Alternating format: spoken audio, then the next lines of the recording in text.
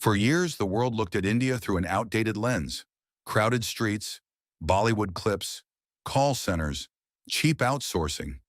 But while that stereotype stayed alive online, something much bigger was happening quietly in boardrooms, factories, stock markets, and offices across the world. Indian companies started buying global brands. Indian executives started running some of the most powerful corporations on earth. Indian engineers started building the systems that billions of people now depend on. This is not a story about India catching up. It is a story about a country moving from the background of the global economy to the center of it. Chapter 1. The Control Room. Step into any room where the decisions that shape daily life across the planet are being made and start counting faces. Indians are sitting at the control points. Search engines, cloud, AI infrastructure, cybersecurity, global supply chains, insurance risk, luxury culture, world finance. These are not side industries. These are the systems that decide how the modern world works. At the top of Alphabet, the parent company of Google, YouTube, and Android, sits Sundar Pichai. Every algorithm that determines what billions of people see on their screens, every YouTube recommendation, every Android update touching over 3 billion devices worldwide. That authority flows through an Indian executive born in Tamil Nadu. And inside that same empire sits another powerful machine entirely, YouTube. That machine is run by Neil Mohan, another Indian origin executive. Google controls search. YouTube controls attention. Both sit under Indian origin leadership. Then look at cybersecurity, the invisible battlefield of the modern world. Palo Alto Networks, one of the most important cybersecurity companies on earth, is led by Nikesh Arora. This is the company protecting enterprises and governments while AI turns cyber warfare into a 24-hour arms race. Then there is Arista Networks, the company building the high-speed cloud and AI networking infrastructure used by modern data centers, is led by Jaishankar Ulal. At Berkshire Hathaway, the empire Warren Buffett built, Ajit Jain controls one of the most important insurance operations in the world. Insurance sounds boring until you realize it is the mathematical engine underneath risk, catastrophe, shipping, aviation, energy, and corporate survival. And then come the giants. At the top of Microsoft sits Satya Nadella, born in Hyderabad, now commanding one of the most strategically important companies in modern history. Moving to IBM, the company that helped build the technological backbone of the 20th century, from enterprise computing to government systems to global banking infrastructure, is run by Arvind Krishna. And Adobe, the creative engine behind modern media, design, advertising, photography, filmmaking, and digital marketing, has been led by Shantanu Narayan for nearly 2 decades. At Procter & Gamble, the company behind Tide, Pampers, Gillette, Ariel, Head & Shoulders, Oral-B, Vicks, and dozens of products sitting inside hundreds of millions of homes every single day, sits Shailesh Jejurikar, the Indian origin executive now leading one of the largest consumer goods empires on earth. Then there is Leena Nair, born in Kolhapur, a city in Maharashtra. She now runs Chanel from Paris, the French luxury house that represents the apex of European fashion, culture, and aspiration, one of the most recognizable brand names in human civilization. Its strategy, its creative direction, its global future, all of it now reports to a woman from India. There's also Ajay Banga, the Indian-born executive who spent more than a decade running MasterCard, helping reshape the infrastructure behind modern global payments, before being placed at the head of the World Bank, one of the most powerful financial institutions in existence. And the pattern does not stop here. At FedEx, the logistics giant that moves the physical economy, packages, freight, supply chains, medical shipments, documents, and business inventory across the planet, the CEO is Raj Subramaniam, born in Thiruvananthapuram. At Micron Technology, one of the most important semiconductor memory companies in the world, the CEO is Sanjay Mehrotra, an Indian-born executive helping shape the chip infrastructure behind AI, phones, computers, data centers, and the next generation of computing. At Novartis, one of the largest pharmaceutical companies on earth, the CEO is Vasant Narasimhan, leading a company deeply involved in global medicine, research, and life-saving therapies. At Honeywell, the industrial technology giant involved in aerospace, automation, energy systems, and advanced manufacturing, the CEO is Vimal Kapoor. This is the point most people miss. Indian origin leadership is not concentrated in one industry. It is spread across the command centers of the modern world. It keeps expanding from global payments to luxury fashion, from pharmaceuticals to consulting, from household products to the institutions that manage risk itself. When the combined market capitalization of the companies led by Indian executives is calculated, the number exceeds $8 trillion. $8 trillion. That is larger than the entire annual economic output of Japan and the United Kingdom combined. An entire generation in the West grew up with the unconscious assumption that the rooms where the world's most powerful decisions are made looked a certain way. That assumption is now expired. Chapter 2. The Ancient Advantage. For most of recorded history, India was not an emerging economy. India was the center of the world economy. For the first 17 centuries of the Common Era, India and China together accounted for over 50% of total global economic output. The spice routes that defined European ambition for centuries, the cotton and textile industries that made Indian merchants wealthy beyond the imagination of European traders, the mathematical traditions that gave the world the number zero, the decimal system, and the foundations of algebra. The universities at Nalanda and Takshashila drew scholars from across Asia and the Middle East centuries before Oxford or Cambridge were founded. Now, what is happening now is not, in the deepest historical sense, a rise. It is actually a return, a comeback. India is not becoming something it has never been. India is reestablishing something it always was before external forces intervene. This is not a nation scrambling to prove itself. This is a civilization that remembers what it was, knows what it is, and is reclaiming the position it considers its own. This is a culture, a civilization that has for decades treated engineering, mathematics, and analytical rigor not as career choices, but as primary values. Long before the modern university system existed in Europe, India had already built some of the world's earliest centers of higher learning. Nalanda was not simply a university. It was a civilizational knowledge network. At its peak, it housed thousands of students and teachers studying mathematics, astronomy, medicine, logic, philosophy, linguistics, metallurgy, and political thought. Scholars traveled from China, Korea, Tibet, Persia, and Southeast Asia to study there centuries before the word globalization existed. Takshashila functioned in a similar way. Students did not arrive there merely to memorize information. They were trained to think in governance, military strategy, economics, medicine, ethics, architecture, mathematics, and philosophy. Chanakya, one of the greatest political strategists in recorded history, emerged from that intellectual tradition. India's ancient education systems were built around something deeper than employment. They were built around mastery. Knowledge was not treated as a commodity.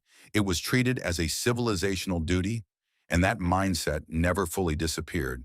Even after invasions, colonial extraction, partition, economic hardship, and decades of underdevelopment, India retained something extraordinarily powerful, a cultural respect for education itself. Parents sacrificed everything so their children could study. Families measured success through learning. Engineering, medicine, mathematics, science, and analytical excellence became deeply embedded into the national psyche. That is why the modern Indian story cannot be explained only through GDP charts or stock markets. Because underneath the rise of Indian CEOs, engineers, doctors, researchers, founders, and scientists lies something much older. A civilization that has spent thousands of years valuing intellect as power. The world often sees India through its visible chaos, but beneath that chaos sits one of the deepest reservoirs of human capital on Earth. A country of over 1 billion people where millions compete relentlessly for a tiny number of elite positions. Where academic pressure produces extraordinary technical depth. Where mathematics Olympiads, engineering entrance exams, medical exams, and coding competitions are treated almost like national sporting events. And now, for the first time in centuries, That intellectual force is aligning with capital, infrastructure, technology, and geopolitical momentum at the same time. That combination is what makes the world pay attention. Because when a civilization with ancient intellectual traditions combines with modern technological power, the result is not incremental change. The result is transformation. The West built its dominance on centuries of capital accumulation. India built its 21st century advantage on something the West underestimated, the depth of its human output. Enera Chapter 3, The Twist. In September 2025, the executive order signed by Donald Trump placed a fee of $100,000 on every new H-1B visa application. 71% of all H-1B visa holders are Indian nationals. For 3 decades, the H-1B was the mechanism by which India's most talented engineers and technologists were routed into Silicon Valley, Wall Street, and American big tech. That pipeline has now been functionally closed, and something extraordinary is happening as a result. The talent that would previously have powered American companies from inside America is now powering Indian startups and the Indian arms of multinational companies from inside India itself. India now has over 100 unicorn startups, the third highest count in the world, behind only the United States and China. Its private space industry grew from 54 registered companies in 2020 to over 400 companies today in 5 years. The Indian Space Research Organization landed a rover on the south pole of the moon, a mission that no other space agency had successfully accomplished for a budget smaller than the production cost of the Hollywood film Interstellar. The capital is there, the customers are there, the infrastructure is being built, and critically, the talent that was previously being exported is now staying home and building from within. The next Sundar Pichai is not moving to Mountain View. The next Sundar Pichai is building a company in Bengaluru that will in 10 years be acquiring an American competitor. That is not a prediction designed for drama. It is an extrapolation of trajectories that are already visible and accelerating. Chapter 4, The Demographic Weapon. The median age in India is 28 years old. In Europe, 44. In Japan, 49. In China, the country described for 2 decades as the manufacturing engine of the world, the workforce has already begun its irreversible contraction, shrinking by millions of people per year for the next 3 decades. There is no policy intervention that changes that trajectory.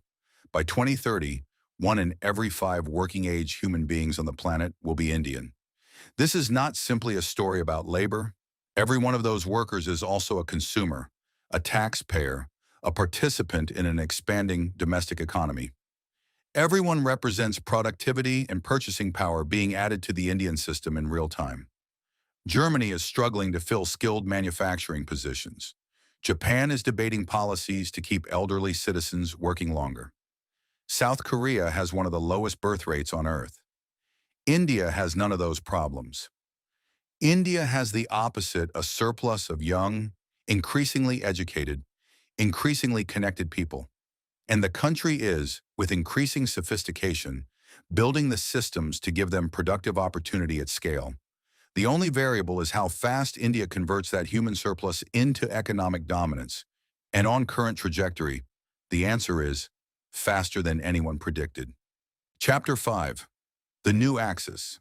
Every generation, the axis around which the world economy rotates shifts. It shifted to Britain during the Industrial Revolution. It shifted to America after the Second World War.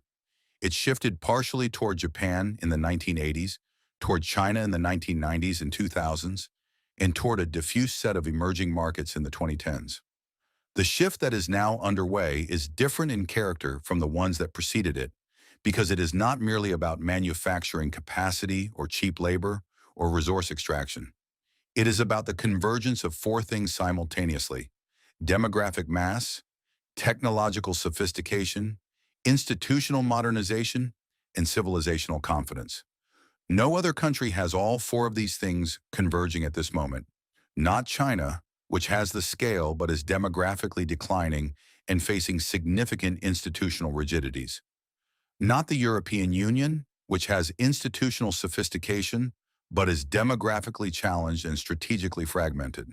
Not the United States, which retains extraordinary institutional strength, but is navigating a period of deep internal political uncertainty. The companies now being used daily, the search engine, the word processor, the operating system, the payment network are being directed by Indians. The iconic brands being driven on European roads are owned by Indians. The buildings where the decisions that shaped the 20th century were made are now operated by Indians. The digital payment infrastructure that is being studied by every major central bank in the world as a model to emulate was built by India. And the generation that will power the next 40 years of global economic life, 1 in 5 of them is Indian. Chapter 6. The Digital Backbone. A young population and world-class engineers are powerful ingredients, but India built something else on top of them, a digital infrastructure that may represent the most consequential financial transformation of the 21st century so far. 10 years ago, roughly half of India's adult population had no bank account, no formal savings mechanism, no way to receive government subsidies directly, no access to credit through legitimate channels. The Indian government decided to solve this at a scale no country had previously attempted. Every citizen was given a biometric identity, the Aadhaar card linked to fingerprint and iris scan data.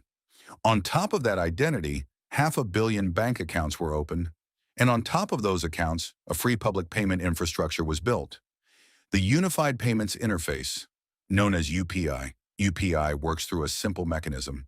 Any two parties with bank accounts linked to their UPI ID can transfer money to each other instantly, 24 hours a day, 7 days a week. No intermediaries, no waiting periods. The scale at which this system now operates is staggering. UPI processes more transactions every single day than Visa does worldwide. 1 billion people went from economically invisible to fully integrated inside the formal financial system in less than a decade. No country in history has achieved financial inclusion at this speed or this scale. The broader implications of this are only beginning to be understood. When 1 billion people gain access to formal savings, formal credit, and formal economic participation simultaneously, the expansion of domestic consumption that follows is not incremental. It is transformative. That domestic consumption base is what will power India's next phase of economic growth, independent of export cycles, independent of Western market conditions, independent of the geopolitical turbulence currently reshaping the global order. Chapter 7. The Invisible Takeover. Walk into a pharmacy in Ohio and buy a generic antibiotic. There is a better than even chance it was manufactured in India. Drive a Range Rover in London. You are sitting inside an asset owned by an Indian family. Book a room at the Churchill War Office Hotel, the building where Britain planned its most consequential military campaigns. And you are a guest of an Indian conglomerate. Open your laptop, run a Google search, update your Microsoft Word document, send an Adobe PDF. Every one of those actions is being overseen at the top of the chain by a person born and educated in India. India produces over 1.5 million engineers every year, more than the United States, more than Germany, more than China. But engineering is only one column in the ledger. India also produces more doctors annually than any country in the world. Walk into a hospital in the United Kingdom. The National Health Service, the institution the British regard as a national religion. And you are statistically likely to be treated by someone who received their medical degree in India. The NHS does not function at its current level without Indian physicians. That is not an observation. That is an operational fact. The legal profession follows the same pattern. Indian-trained lawyers populate the compliance and regulatory arms of the largest financial institutions in the world. Indian chartered accountants run the back-office infrastructure of multinational corporations across 3 continents. Indian-trained management graduates from the IIMs, from XLRI, from institutions the Western press rarely bothers to rank, sit at the strategic cores of global consulting firms, banks, and Fortune 500 companies. Chapter 8. The Property Footprint. Then there is the property footprint. In the United States, Indian Americans own a staggering share of the motel industry. More than half of all motels across America are owned by Indian families. Many of them Gujaratis, who arrived with almost nothing, and quietly built multi-generational business empires one property at a time. In London, Indian billionaires and corporations own luxury hotels, commercial buildings, and historic landmarks woven directly into the fabric of the British capital itself. In Dubai, Indian investors have become one of the largest forces in the real estate market, buying apartments, villas, office towers, and commercial assets at enormous scale. Across Africa, the Middle East, Southeast Asia, Canada, Australia, and Europe, Indian business communities now sit deeply embedded inside logistics, manufacturing, pharmaceuticals, construction, technology, and trade. This is not migration in the traditional sense anymore. This is economic positioning. Chapter 9, the ownership era, and perhaps the most symbolic shift of all, is that Indian companies are no longer just supplying the world. They are buying the world's most symbolic assets. Tata Motors acquired Jaguar Land Rover from Ford in 2008 for about $2.3 billion. Two of Britain's most iconic automotive brands, names wrapped in British prestige, royalty, power, and luxury. What was once a symbol of old British industrial confidence now sits inside an Indian business empire. Tata's global expansion did not stop there. It acquired Tetley Tea in 2000, one of Britain's most recognizable tea brands, a product category once tied directly to colonial trade, empire, and British identity. An Indian company owning a British tea brand is not just a business deal.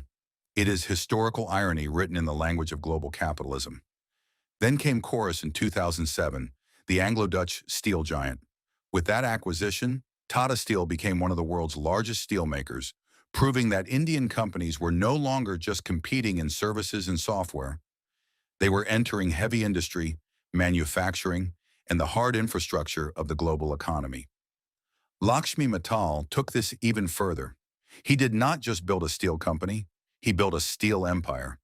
ArcelorMittal became one of the most important steel producers on Earth, supplying the material that goes into cars, buildings, bridges, railways, factories, energy systems, and national infrastructure. In other words, the skeleton of the modern world. And now Indian infrastructure power is moving outward too. Adani and other Indian infrastructure firms are no longer thinking only inside India's borders. They are operating ports, logistics systems, energy assets, mining networks, and industrial corridors across regions that matter strategically, from the Indian Ocean to Australia, from the Middle East to Africa. That is the real shift. For centuries, India was the market others came to control. Now Indian companies are buying brands, running supply chains, acquiring assets, operating infrastructure, and taking ownership positions inside the very economies that once dominated India. This is not outsourcing anymore. This is ownership.